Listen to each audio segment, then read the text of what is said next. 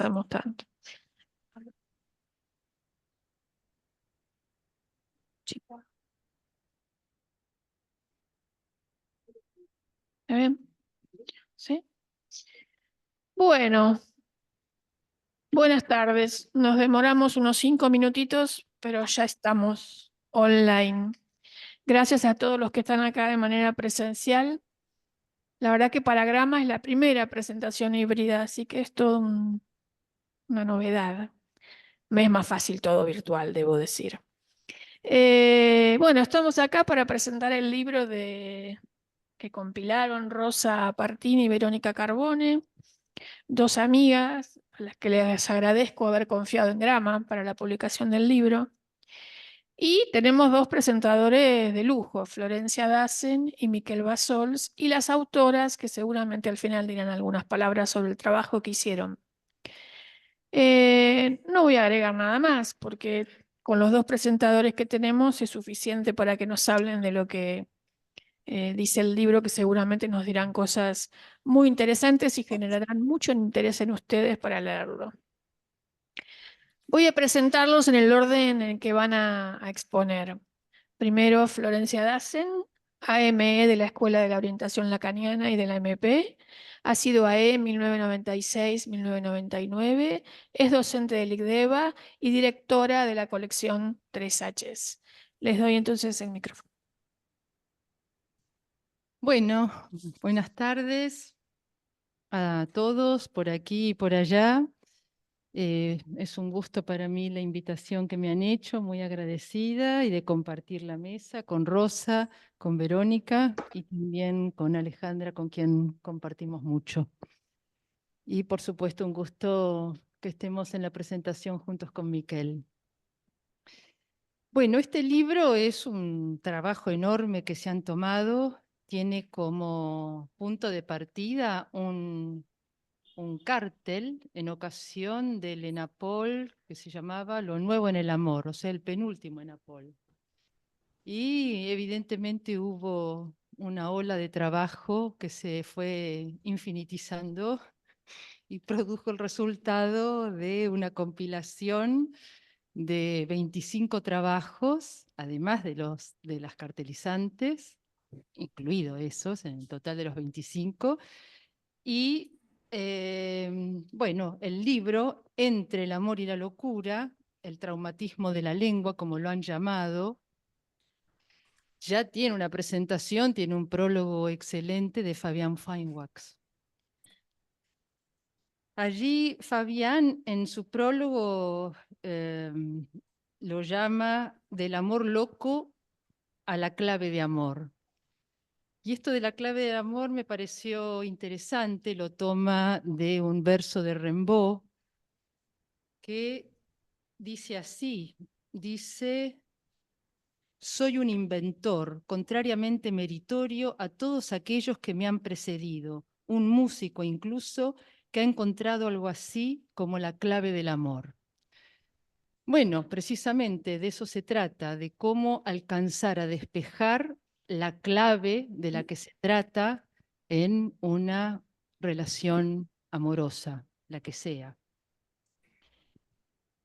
Y él mismo pone justamente de relieve que justamente de lo que se va a tratar a nivel de las invenciones que se van a permitir entre el amor y la locura, del nombre del Padre como garante de la partición amorosa a una partición que pueda encontrar otra clave, que asegure la coherencia de sus notas en lo que permite el análisis. O sea, pone en cuestión que hay algo que nos viene trabajando hace mucho tiempo, que es cómo justamente no seguir apoyándonos en la supuesta garantía del nombre del Padre para poder leer estas invenciones de goce de los nudos del amor de la buena manera. Silvia Ons en este punto dialoga también con Fabián al decir que el psicoanálisis desmonta todas las ilusiones montadas sobre la garantía paterna, como aquellas que alojan los aires de renovación. Bien, algo que se me ocurrió fue considerar el entre del título. No es lo mismo decir el amor y la locura que entre el amor y la locura.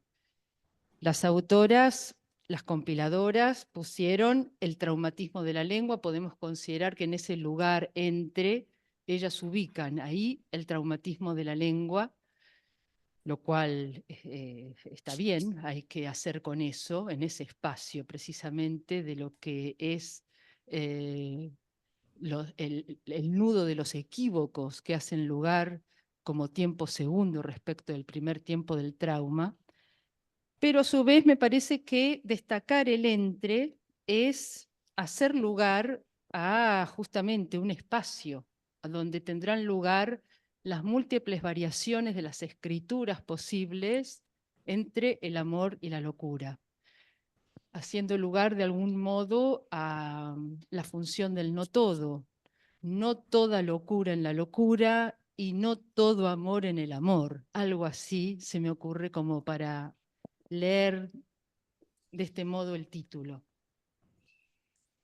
La razón, bueno, Fabián justamente sitúa, el psicoanálisis permitió dar una razón al amor, su razón, como supo tomar Lacan del famoso poema de Rimbaud, A une raison, a una razón, retomado también por Elisa Alvarenga. La razón que se hace escuchar es la de la pulsión o la del goce que resuena en el texto inconsciente.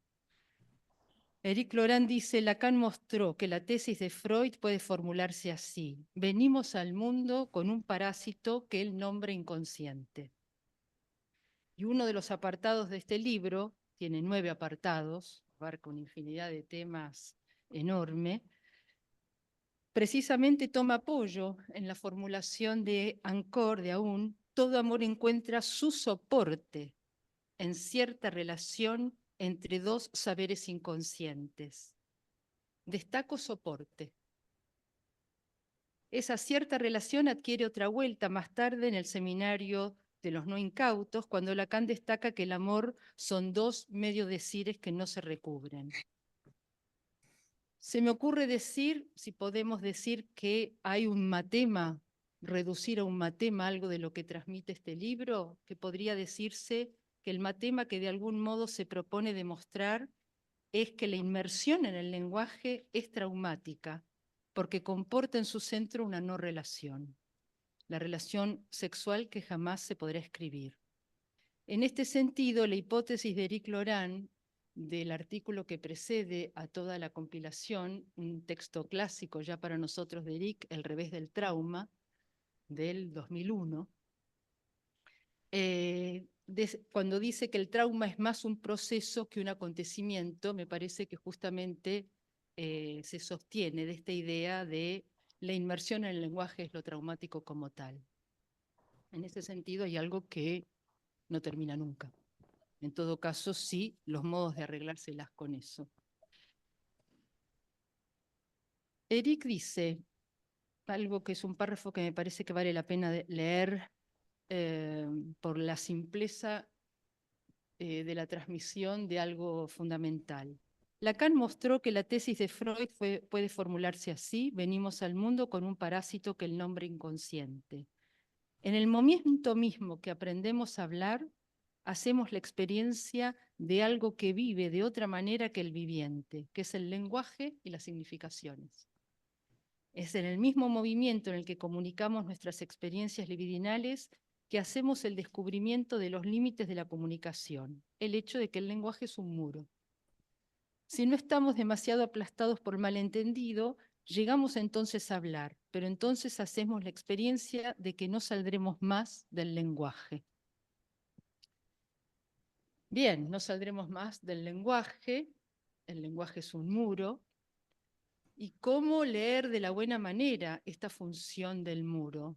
Creo que también esto es algo que se puede leer a lo largo del libro, porque no es lo mismo decir que el muro es limitante a decir que también es instrumento. ¿Podemos dejar de contar con el muro del lenguaje para hacer lugar a una relación amorosa vivible, que pueda hacer lugar a la separación del lado del uno y del otro, de un sexo y otro? A su vez, la función de la resonancia, razón, razón del goce, a su vez, justamente, no es sin el muro del lenguaje. Miller, en El inconsciente del cuerpo hablante, hace un uso del muro muy interesante, que es que dice que es preciso atravesar el muro para poder encontrar un término agalmático cuando él tiene que nombrar el próximo congreso, que era el del inconsciente y el cuerpo hablante. Entonces, el término de parlettre, como modo de perforar el muro, algo del amuro. Pero también muro hace relación con amor en francés. Amour, amour. Dicho esto, la pregunta que de algún modo cada uno de los autores responde a su manera, podría decir que es parafraseando el título de Ian Hacking, ¿por qué importa el sentido a la filosofía? Podríamos preguntarles a estos textos por qué importa el amor al psicoanálisis y a su práctica. Y cada uno responde desde su trayecto singular, que siempre seguramente incluye alguna forma de el delirio y la chifladura de cada uno. Esto también quiero nombrarlo porque no voy a adentrarme en esos textos, pero digamos la compilación justamente se abre con el texto de Eric, Al revés del trauma, y termina con los textos de, no me voy a acordar el nombre de la autora, sobre Marina Abramovic, Rusana Jacobian, pero no solamente eso, sino también que hay un capítulo en particular que se llama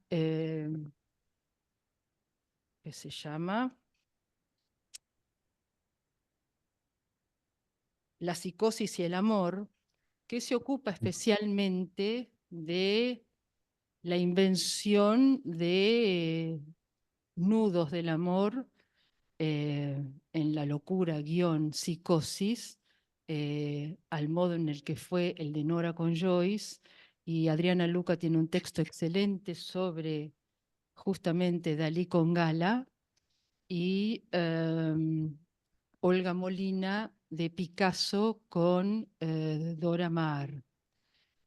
Son trabajos inmensos que vale la pena leer, así como el de Cecilia Gasbarro también, que se ocupa de la función del nombrar para en el Seminario 21, un clásico de su maestro, de Juan Carlos Endarto. También se ocupa de la locura en el sentido extraordinario de la palabra María Cristina Giraldo. Y Eric termina su texto justamente haciendo lugar a que el discurso sin palabras que le importa al psicoanálisis entre los dos polos de situar el tratamiento del trauma por la vía del sentido y el tratamiento del trauma por el trauma en el lugar del analista fuera de sentido, hace lugar a que se parece más finalmente los arreglos a los que nos puede arribar un psicoanálisis a una instalación artística que a una narración. Y efectivamente, en ese sentido, la compilación tiene la lógica de que cierra con una instalación artística. Calculo que lo deben haber pensado, que no hay que tener muchas luces para darse cuenta de eso, pero quería decirlo. Bien. María Hortensia Cárdenas se pregunta qué lugar para el amor si lo que impera es el uno. Otro gran tema que atraviesa gran parte de este libro. Javier Esqué se ocupa de lleno de este tema en su artículo, La transferencia y el uno solo. María José Iglesias destaca la dimensión del síntoma que se basta a sí mismo, lo autístico del síntoma que no llama a otro. Si el inconsciente está estructurado como un lenguaje, no es de entrada discurso del otro.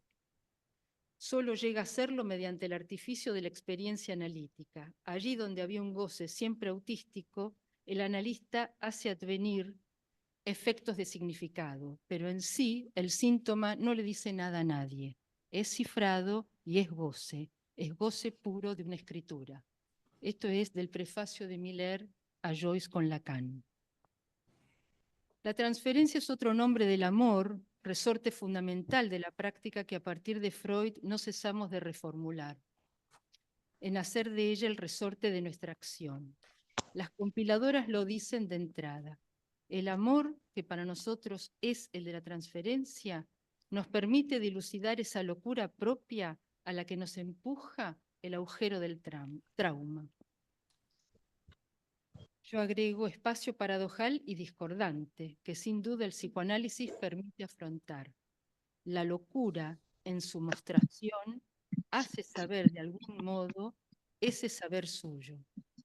El encuentro con un analista puede ser la ocasión que permita a un sujeto leer lo enigmático de su locura de otro modo que respondiendo a la norma o por el nombre del padre.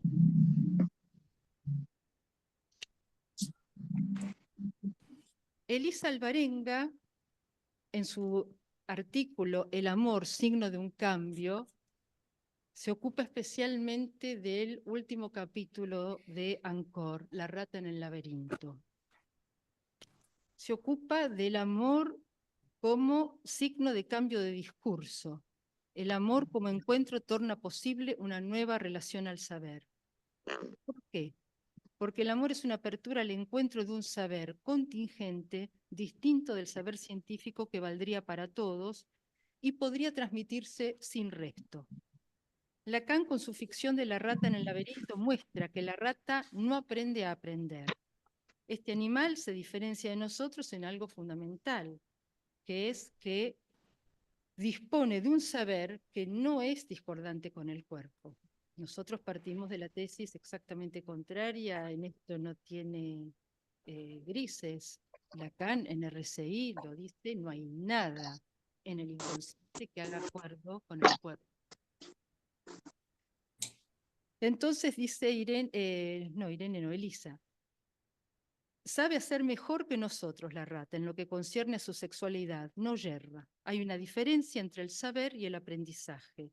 El signo está a disposición de la rata, en la medida en que es el vehículo de una presencia, mientras que el saber se extrae de una articulación significante. Lacan aplica esta distinción a la experiencia analítica que implica la conquista de un saber, que estaría allí antes de que lo sepamos, el inconsciente. En el psicoanálisis estamos en la potestad de una conquista del saber con todo lo que eso comporta, incluso de errar su presa. Me gustó eso.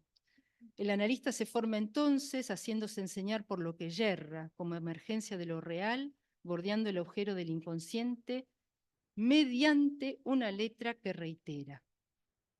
Esto es otro circuito que también se puede leer a lo largo del libro. El tema de la función de lo escrito y la función de la letra en psicoanálisis. No hay manera de abordar lo real sin esto para separarlo justamente de la verdad. Y es interesante lo que dice Lacan en las conferencias norteamericanas, creo, cuando sitúa que de algún modo el análisis de Freud fue por escrito, la califica de writing cure. Y aquí lo que se trata es de que la conquista de ese saber no va a poder invertirse el camino, no va a poder partirse directamente de esa letra, por más que sepamos que está antes. Va a ser vía la repetición que ese agujero se va a poder cavar y la letra como materialidad de la iancia va a operar allí para que ciertas escrituras de funciones lógicas puedan irse escribiendo en lo que deviene a saber hacer uso de algo de eso y arreglárselas con el síntoma en un análisis, como final de análisis. Entonces, la letra es primera, pero para conquistarla no hay más remedio que atravesar, si ustedes quieren, las diferentes razones que se van vaciando, las del fantasma, las de las ilusiones múltiples, los equívocos de la lengua, lo que tiene que ver justamente con algo del saber inconsciente para cada uno, que de eso se podrá ir leyendo y las escrituras que se podrán extraer de allí, que Lacan se encarga de decir que no tendrán nada que ver con aquello que ustedes le enseñaron a leer, ese párrafo bien enigmático del final del capítulo 3 de Aún, la función de lo escrito. O sea que no hay relación directa entre lo que aprendemos a leer en un análisis y lo que llegamos de eso a escribir.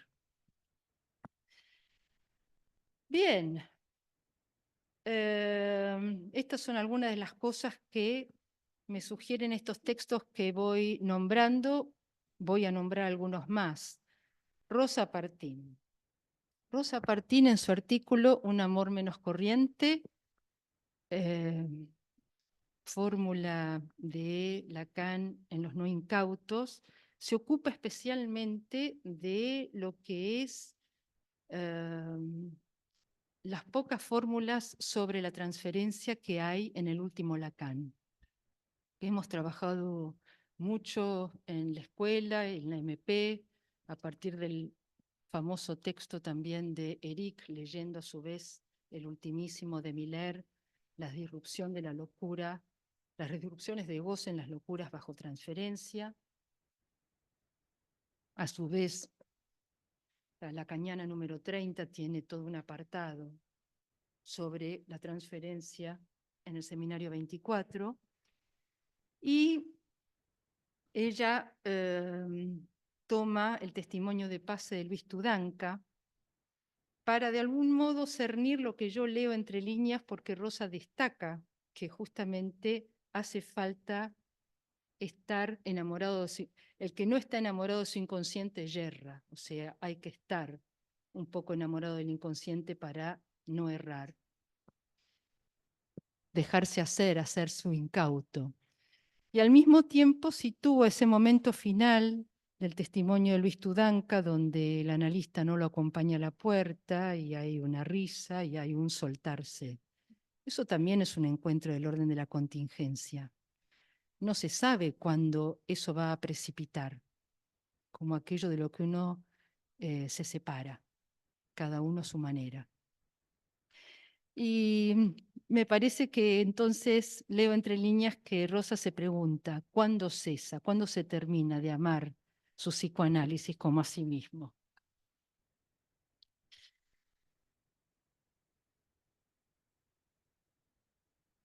Para que se vuelva a saber, para hacerlo existir como saber, hace falta el amor. El inconsciente primario no existe como saber. Hace falta que el amor opere como mediación entre los unos solos. Bien. Flor Shanahan tiene un artículo que se ocupa largamente de Freud, de la correspondencia de Freud con Jung, en fin, cómo trabaja ella, citando y desplegando su lectura de cada una de las citas. Es toda una marca de estilo en Flor Shanahan eso. Y dice algo interesante de cómo articula lo que Miller situó cuando finalizó la gran conversación del 2022 y nos puso a trabajar respecto de la despatologización, y dice: la reivindicación igualitaria de la que habló Miller incide sin duda en las cosas del amor, reniega de la disimetría fundamental que le es consustancial, también en la transferencia.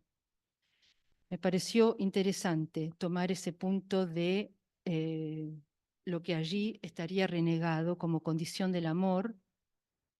Sitúa el amor en el corazón del lazo social, tal como Lacan define a los discursos. También me pareció muy bien recordar eso, efectivamente. Y habla de algo que es cómo hacer lugar. Encuentro útil, dice, no solo pensar lo que continúa e insiste en el amor, sino también lo vivo en el amor. Es decir, recorrer la textura del entramado subjetivo en cada caso, lo que hace el trauma, ya no de todos, sino de uno.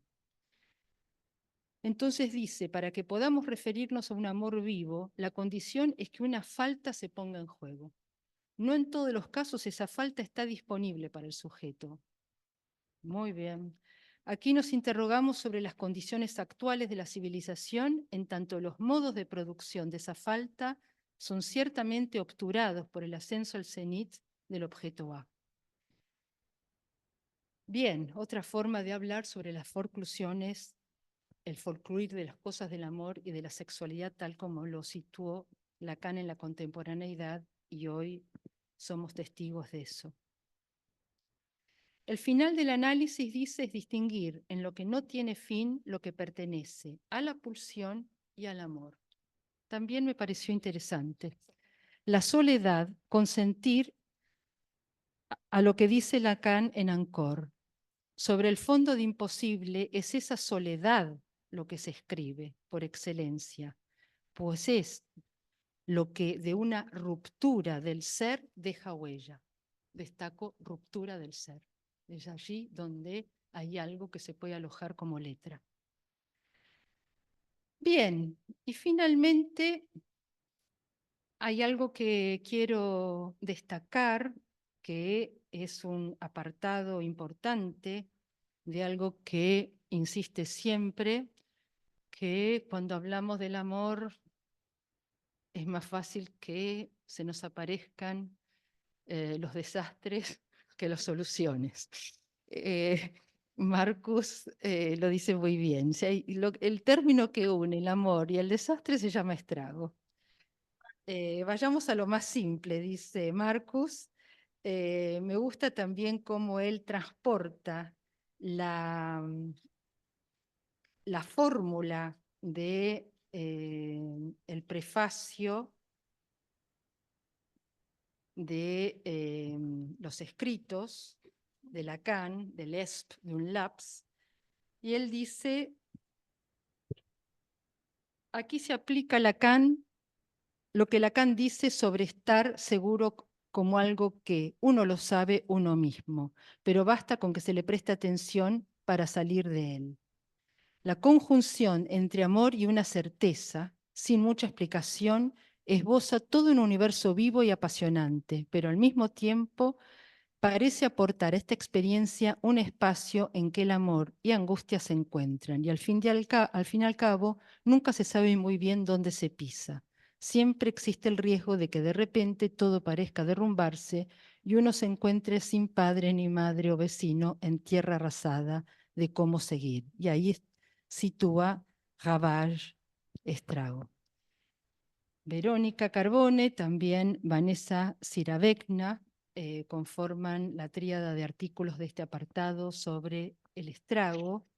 Verónica se toma un trabajo enorme para tratar de demostrar una hipótesis de ella, que es que junto con la forclusión generalizada, el trauma generalizado, dice, no sin cierto forzamiento podemos hablar del estrago generalizado. Sitúa entonces la dimensión de la zona del estrago directamente conectada a lo que es el trauma de la lengua y lo intrusivo del lenguaje como funciones de las que no hay exterior. No podemos salir de allí.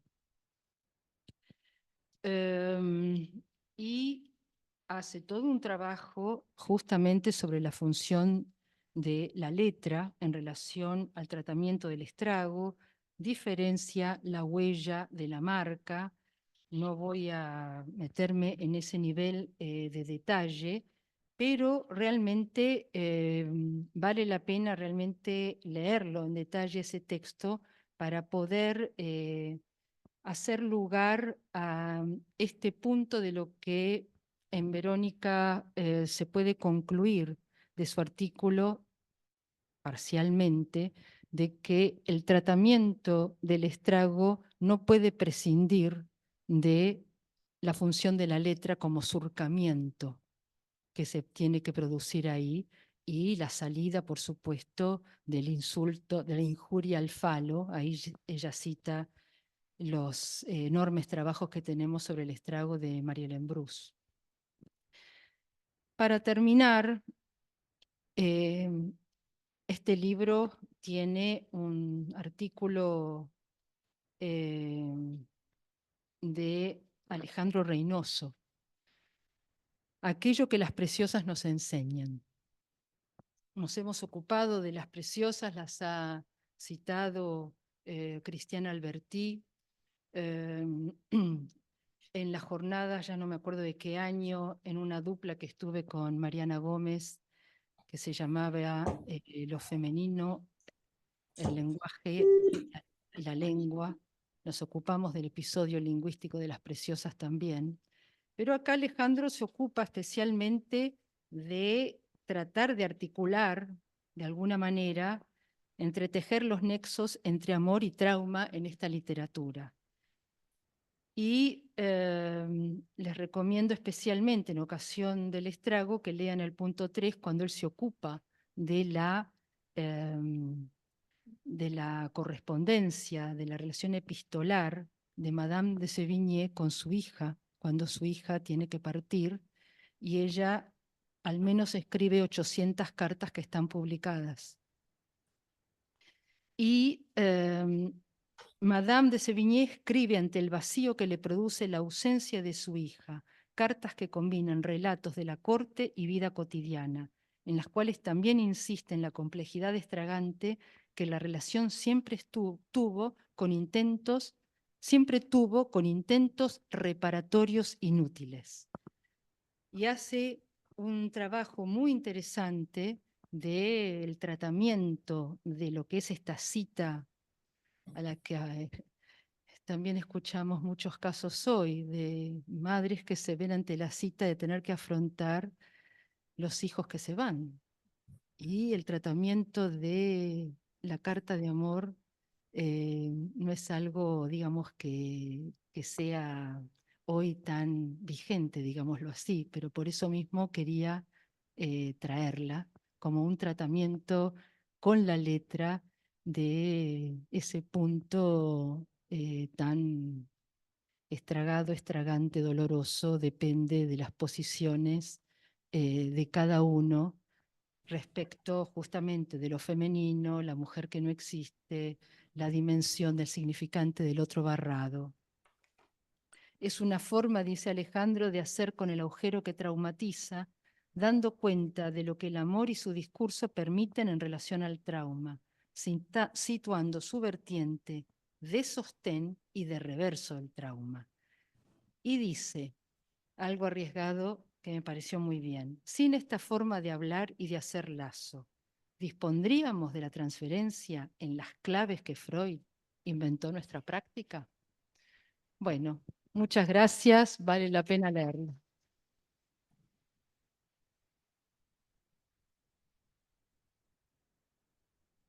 Bueno, exhaustivo desarrollo del libro. Gracias, Florencia.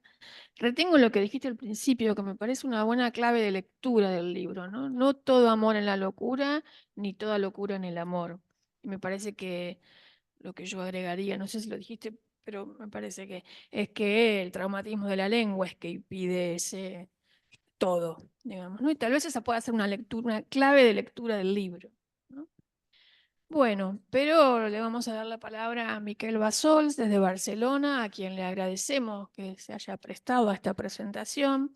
Todos lo conocen, igual lo presento, es psicoanalista, miembro AME de la Escuela de la Cañona de Psicoanálisis de Barcelona y de la Escuela de la Causa Freudiana.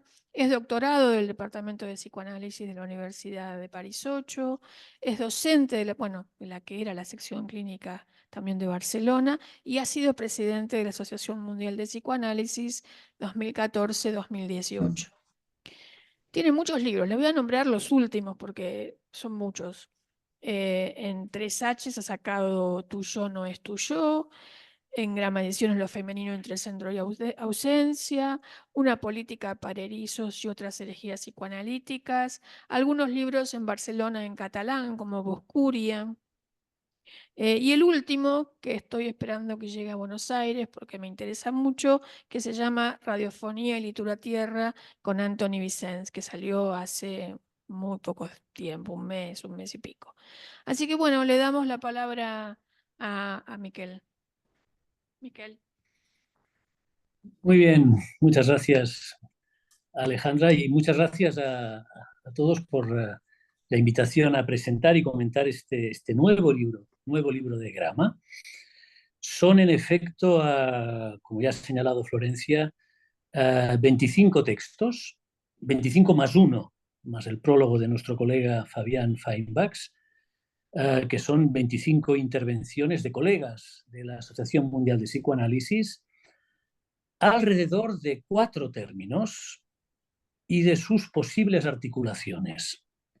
De hecho, el título del libro es como una suerte de álgebra de todos los textos, que muestran las articulaciones entre estos 4 términos. Y yo supongo que las compiladoras han deducido el título al leer los textos, dándonos el álgebra, precisamente, que va a ser demostrada y desarrollada entre estos 4 términos: el amor, la locura, el trauma y la lengua. Pueden parecer 4 términos heterogéneos, y de hecho lo son, pero muestran su estrecha relación y también la buena elección de las compiladoras cuando los emparejamos de diversas maneras siguiendo sus combinatorias en la experiencia analítica. Veamos esas combinatorias un poco primero. El amor puede ser una locura, no todo, se señalaba ahora, lo señalaba también Alejandra. En realidad, entre el amor y la locura, título del libro, digamos que no hay elección posible. Si uno escoge amar, entra necesariamente en el campo de la locura, de alguna manera. La locura, de hecho, uno no la escoge. Es ella quien la escoge a uno. Y podríamos hacernos también la pregunta sobre el amor. De hecho, hay un texto de María Cristina Giraldo que hace la pregunta de la elección a propósito del trauma. Hay un capítulo que lleva esta pregunta: ¿el trauma es una elección? Ya Florencia ha señalado con el artículo de Eric que es más bien un proceso, ¿no? Pero la pregunta de si el trauma es una elección, María Cristina Giraldo responde que no. Podemos aplicarla también al amor. Hablamos con frecuencia de la elección de objeto de amor como una elección inconsciente, lo que nos indica que también podemos decir del amor, como de la locura, que uno no lo escoge. No escoge amar o no, es el amor quien lo escoge a uno, y podemos llegar a decir incluso que finalmente esa elección de objeto uno la experimenta más como una elección del objeto hacia uno. La expresión, la elección del objeto se puede leer de las dos maneras: o uno elige el objeto o es el objeto quien lo elige a uno. Más bien es esta segunda la que podemos seguir en el hilo de los textos. El amor puede ser también, es con frecuencia, una experiencia traumática. Son los amores devastadores, hay varios ejemplos a lo largo del libro, al estilo de los que encontramos en muchas obras literarias. Para referirme a una, me referiré a la obra de Marguerite Duras, donde esa dimensión traumática del amor se hace muy presente, cuando ella escribe, por ejemplo: el amor es una fuerza indomable que nos consume y nos libera al mismo tiempo. El amor es imposible. Imposible no quiere decir impotencia, no es la impotencia de amar, que es otra cosa, es más bien ese vínculo del amor cuando se encuentra con lo más real del otro y de uno mismo, que nos plantea esa dimensión de lo real como imposible. A la vez, el amor puede mostrarse muy productivo cuando se convierte precisamente en un amor a la lengua. De hecho, este libro es también una producción del amor de transferencia de todos nosotros, y de los editores y de los compiladores y de los escritores en primer lugar. Es una combinatoria interesante que se sigue a lo largo de varios artículos sobre el amor a la lengua, o el amor de la lengua, como se nombraba un librito muy interesante, publicado en los años 70, de Jean-Claude Milner, El amor de la lengua, escrito todo junto, que vinculaba precisamente el amor con el goce a través de la experiencia de la lengua y de la letra. Hay esta línea del amor de la lengua, que ha sido señalada, de hecho, por Florencia, evocando el artículo de Alejandro Reynoso sobre las preciosas, donde en el siglo XVII francés se encuentra una articulación muy llamativa entre la política, la lengua y la feminidad, que ha tenido efectos de estilo en la propia lengua francesa, en ese nudo de amor que es también el amor de la lengua de las preciosas. Podemos ver otros lazos posibles entre estos términos. La locura sabemos que no es siempre amable y más bien sabemos que puede desencadenar el odio hacia la locura, pero también la locura que puede transformar el amor en odio, como en la paranoia, que tiene siempre su fondo erotomaníaco, como mostró Lacan, y la locura mantiene también relaciones muy estrechas con lo más real de la lengua, con ese depósito de equívocos, de neologismos y de barbarismos que la literatura ha explotado con efectos de creación. La relación con la lengua puede ser entonces también traumática, como ya ha sido señalado, especialmente cuando esa relación queda fuera de sentido, como vemos en la clínica del autismo, donde la lengua tiene un carácter especialmente traumático fuera de sentido. De esta manera, el lector de este libro podrá recorrer las distintas combinatorias entre estos 4 términos, amor, locura, trauma y la lengua, en esta serie de textos que, por supuesto, no voy a intentar resumir, ni tan solo a cartografiar. El autor del prólogo, Fabián Feinbach, lo hace muy bien en su texto inicial, y lo ha hecho también un poco ahora Florencia. Sí voy a señalar algunas cuestiones que me han surgido a lo largo de la lectura del libro, una vez puestos en serie estos 25 más 1 textos, que es de hecho un trabajo común de elaboración epistémica en nuestras escuelas de la AMP. De hecho, es cierto, el libro es el resultado ya de un trabajo, que es una transferencia de trabajo producida en un cártel, en el que han participado las compiladoras, y que declaran en su presentación la importancia de este dispositivo, el cártel, en las investigaciones de nuestras escuelas. Añadiéndome a ese trabajo, tomaré ahora 4 hilos rojos que creo que podemos seguir en la serie de textos que componen el libro y que me han llamado especialmente la atención. El primer hilo rojo es el amor como un fenómeno de civilización. Me parece algo especialmente importante ahora para el psicoanálisis escuchar en el sujeto contemporáneo este hecho, y es que el amor parece cada vez más ausente de los discursos contemporáneos, ya sean los discursos identitarios o reivindicativos, ya sea en el discurso de la ciencia o también en el discurso de la política, a excepción tal vez de algunos discursos de orden religioso, que toman el amor como un emblema, como una bandera. Tal vez la experiencia del psicoanálisis sea hoy uno de los pocos refugios donde se escuche hoy un discurso sobre o del amor, con todos sus estragos, con todas sus idealizaciones, etc.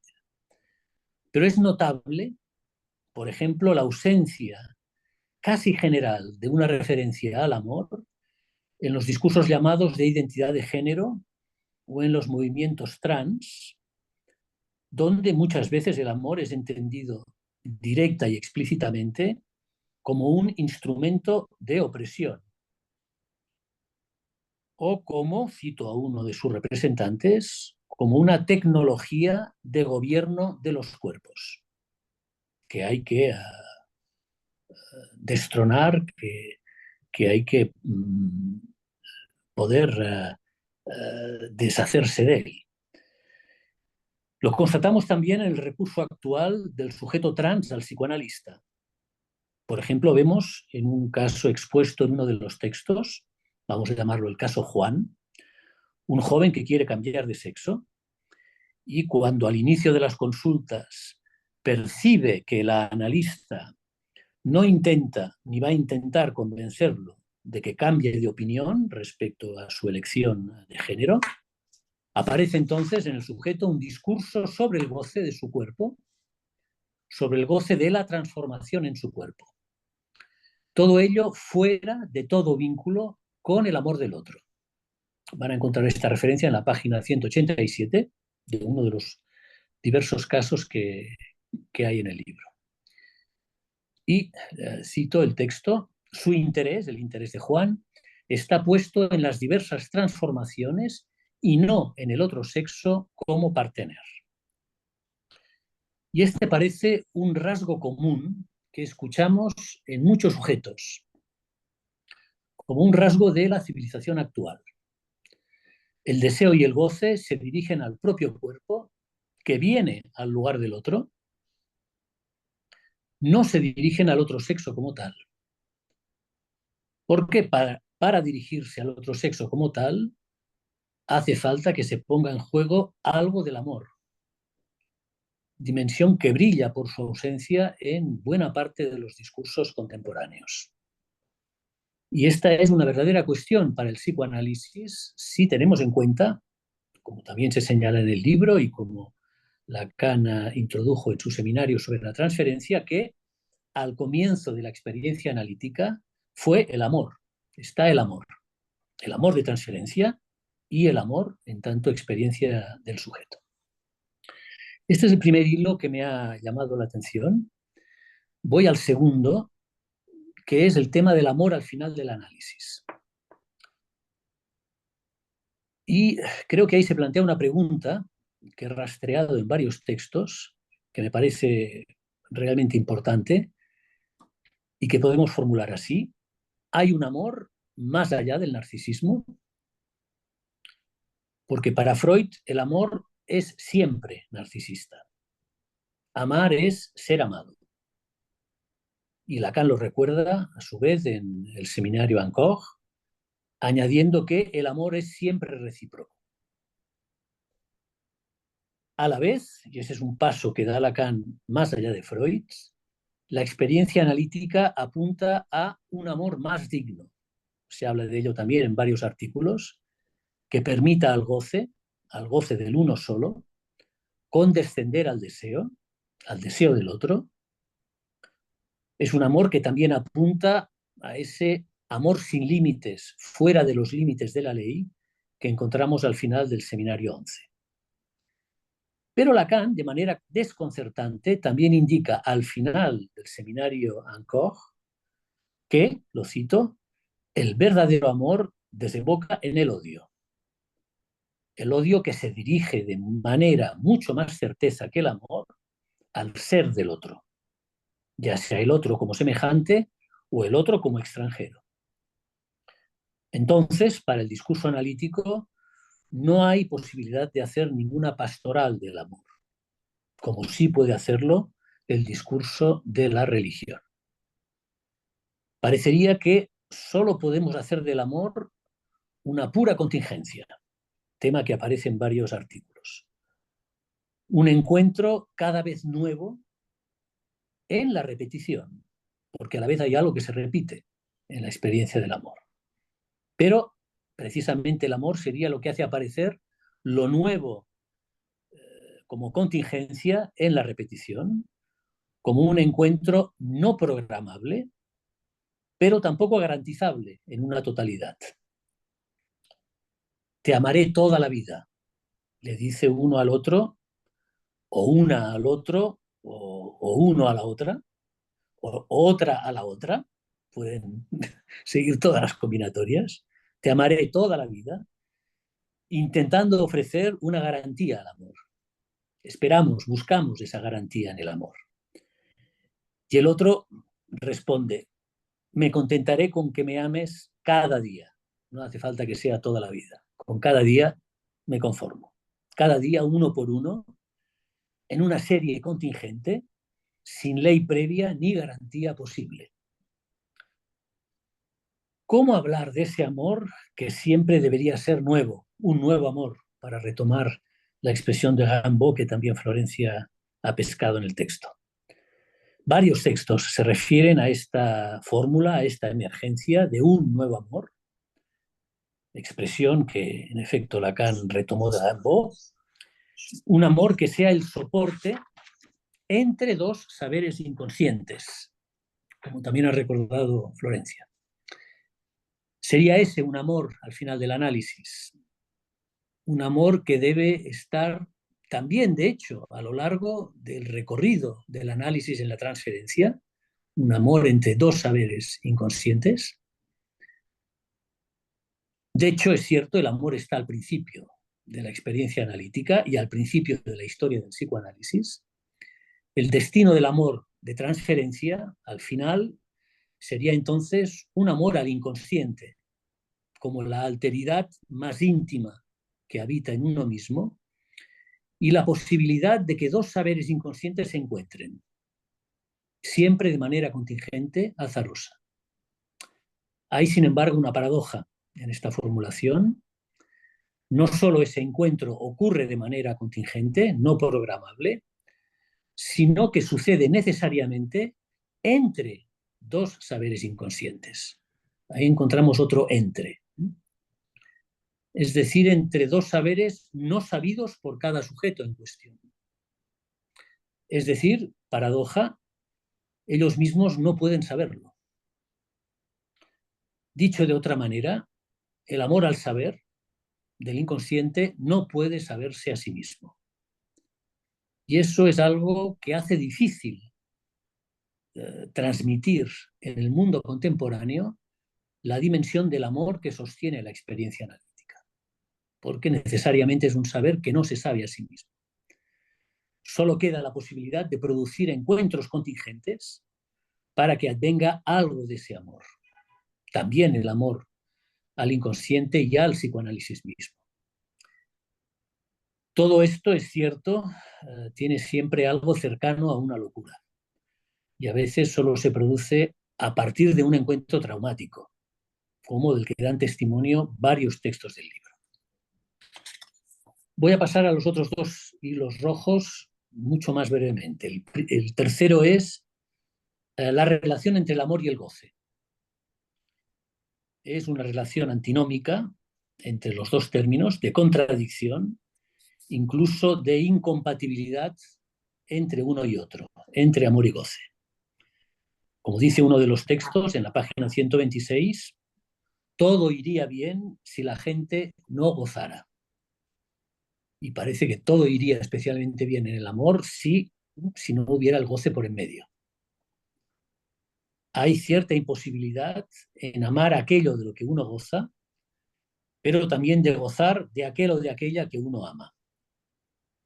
No hay de entrada una relación entre amor, el amor del otro, y el goce, especialmente si lo entendemos como goce del otro.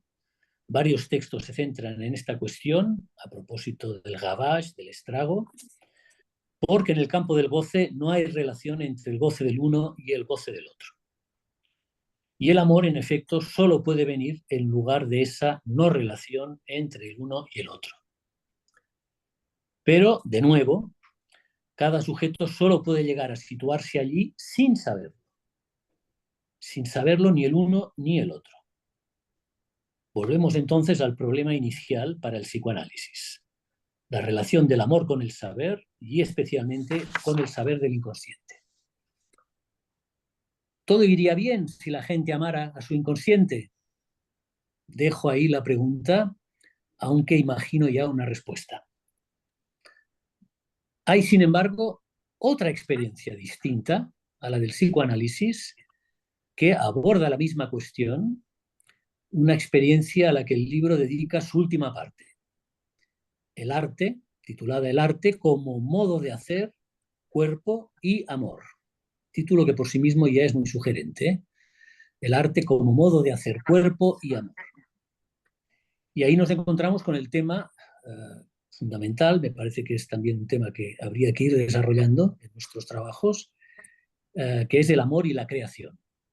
Ya se ha hablado de Picasso, de Dalí y de sus relaciones amorosas, que por cierto están ahora muy en discusión, al menos aquí en Barcelona, donde se ha hecho una crítica por parte de las feministas de la posición picassiana del amor. Encontramos en el texto, en esta parte, referencias muy interesantes a Fellini y al amor en la Dolce Vita, a Bernard Shaw y su Pigmalión, a Yayoi Kusama, una artista japonesa, y a sus redes infinitas de puntos inscritos en el cuerpo para tratar los fenómenos elementales que padecía el sujeto. Encontramos también a Marina Abramovich y su propio cuerpo como lugar de creación para explorar sus límites. Todos ellos nos indican soluciones distintas en la experiencia del arte para anudar el cuerpo, el goce del cuerpo, con el deseo del otro y con el amor. Cada solución pasa por una locura distinta y cada una pone en cuestión dos tópicos conocidos sobre el amor que este libro contradice. Dos tópicos que voy a enumerar. Uno se resume en la conocida frase: cuando quiere hablarse y decirse que algo se hace de forma gratuita, por amor al arte, como se dice, por el placer de hacerlo sin más trastornos ni angustias. No, lo que encontramos en este libro es más bien el testimonio de que la creación, y la creación en el arte especialmente, a partir de lo que llamamos el saint homme a veces, pasa siempre por la angustia y por la experiencia traumática. Este es uno de los tópicos que el libro sin duda pone en cuestión. El otro tópico, con el que terminaré, se funda en la idea de que habría una pedagogía o una propedéutica posible del amor, tal como se titulaba aquel libro que hizo furor en los años 70 de Erich Fromm y su El arte de amar. Ese ha sido uno de los tópicos mayores en Occidente y también en la cultura oriental, la de un ars amatoria que podría aprenderse y transmitirse. La experiencia analítica nos muestra, por el contrario, que no hay tampoco una didáctica, un programa propedéutico del amor. Solo hay un largo aprendizaje a través de ese amor que descubrimos como el amor de transferencia, que es finalmente transferencia al propio inconsciente, incluso para tomar la frase final del prólogo de Fabián, como un amor por aquella parte maldita que cada uno lleva en sí. Que tengo aquí mi comentario. Gracias.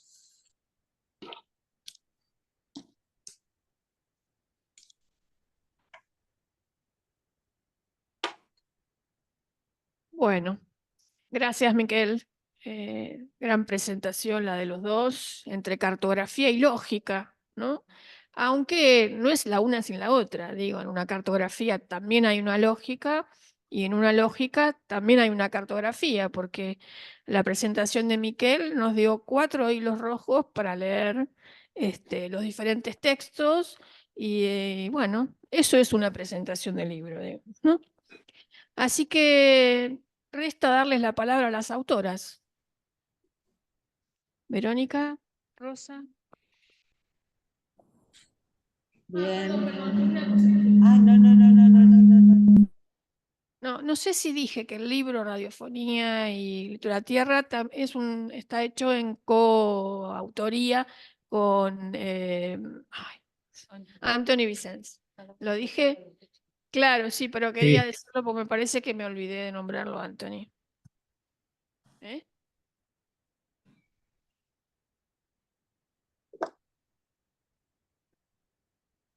Adelante. ¿Querías decir algo? Ah, ok. Verónica. Bueno, me dieron la palabra a mí.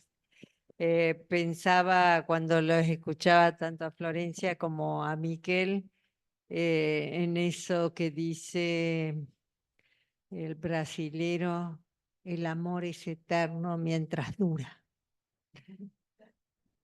¿no? Y seguimos con eso. Primero los agradecimientos a Florencia y a Miquel. Ha sido un gusto que hayan aceptado por sus presentaciones. A Alejandra Gleis, que nos orientó en la compilación. A Fabián Fachner por su presentación. A cada uno de los que aceptaron más allá del cartel, que son Eric Lorán, Elisa Alvarenga, María Hortensia Cárdenas, Ida Casanova, Vanessa Cirabeña, Mercedes de Francisco, Xavier Esqué, Cecilia Gasbarro, María Cristina Giraldo, Leonardo Gorostiza, Mónica Gurevix, Rusana Jacobián, Mercedes Iglesias, Adriana Luca, Gabriela Medín, Olga Molina, Silvia Ons, Nora Piote, Alejandro Reynoso, Marcus André Vieira, Norma Vilela y Fernando Vitale. La soledad en nuestra práctica nos conduce a buscar artilugios. Entre estos está la transferencia de trabajo que nos reúne con otros. Único modo, dice Lacan, de que algo pueda ser transmitido del psicoanálisis. El libro, como dijeron todos, nace de un cartel convocado por Rosa, que concluye con la idea del libro. Así comenzamos. Fueron 25 los colegas invitados y el prólogo de Fabián. El traumatismo de la lengua entre el amor y la locura, 4 significantes heterogéneos, como decía Miquel, pero que se anudan.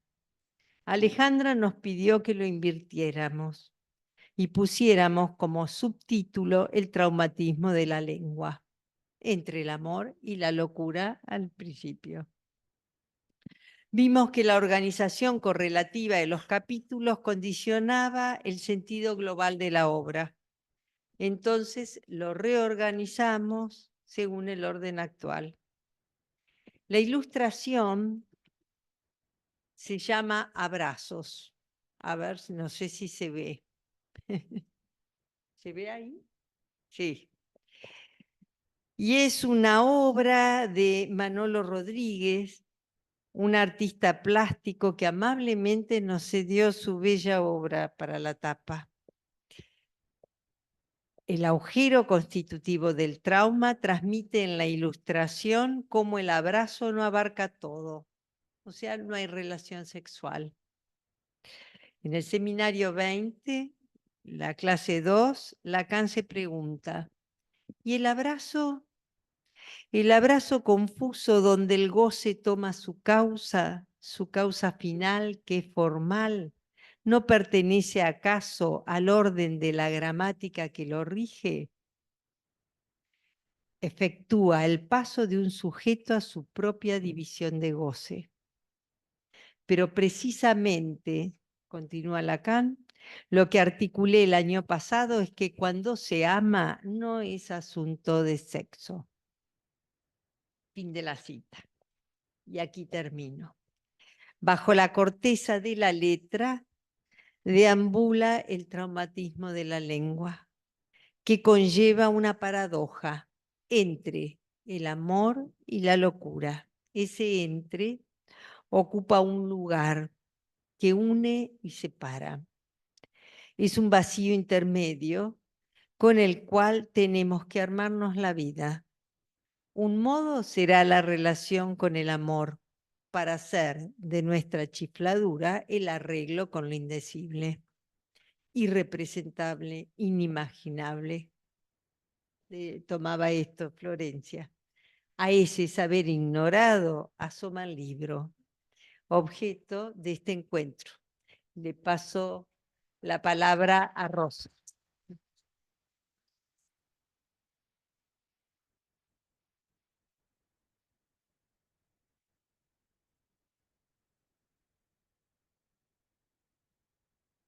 Bueno, muchísimas gracias.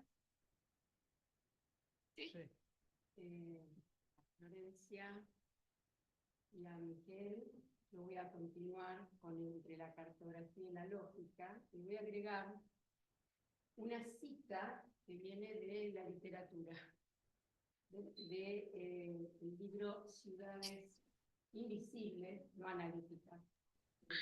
No se oye. Hola.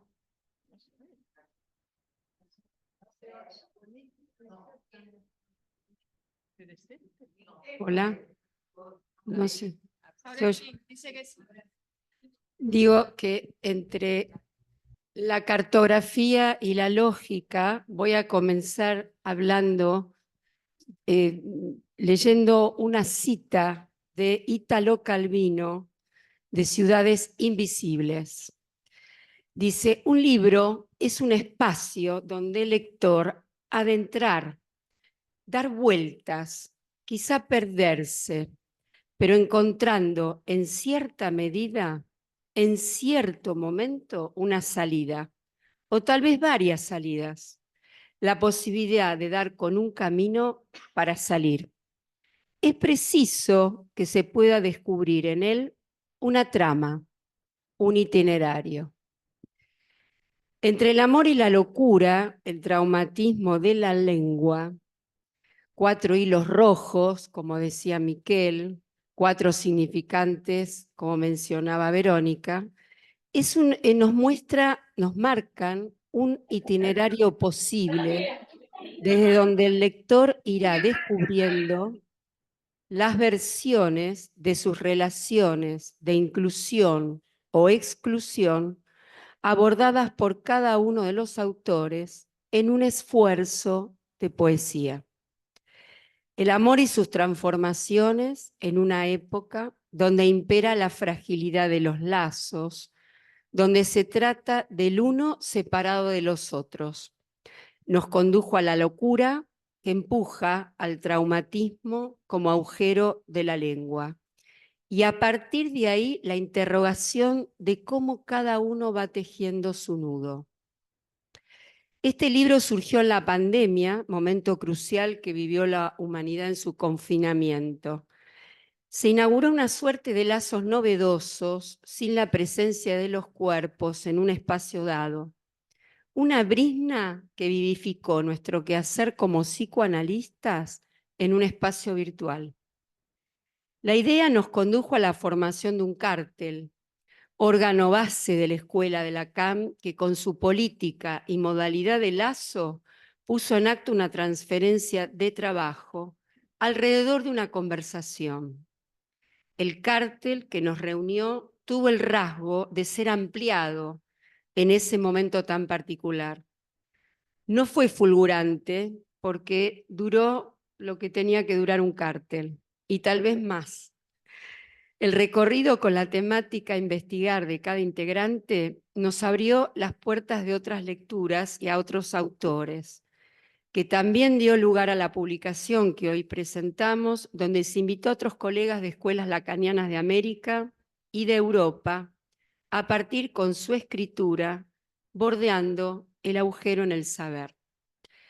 Nuestro agradecimiento muy especialmente a Miquel Bassols, a Florencia Dassen, a la editora del libro, Alejandra Gleis, a Pilar Altinier, nuestra aplicada correctora del libro, a los miembros que conformaron este cártel en ese momento, Liliana Ábola, Daniela Valcarcel, Catalina Bordón, Nora Capelletti, Aida Casanova, Gloria Fontal, Fabiana Frattini, Marcela Guida, Sandra González, Débora Lieberman, Liliana Maguas, Silvia Mislian, Nora Piotte, Adriana Tirquiel, Adriana Balmayor, Norma Vilela y Mirta Waterman.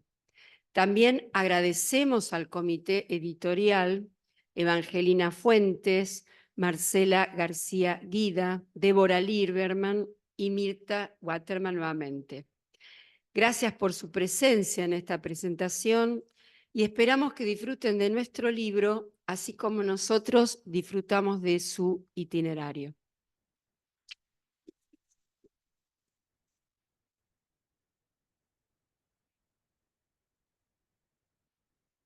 Bueno. Bueno, gracias a todos por estar acá, gracias a los que han estado virtualmente, gracias de nuevo Florencia y Miquel. Hasta luego.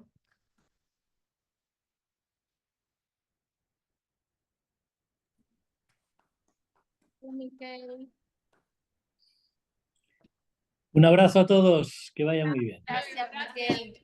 Gracias. Chao. Hasta pronto. Chao, gracias. Gracias.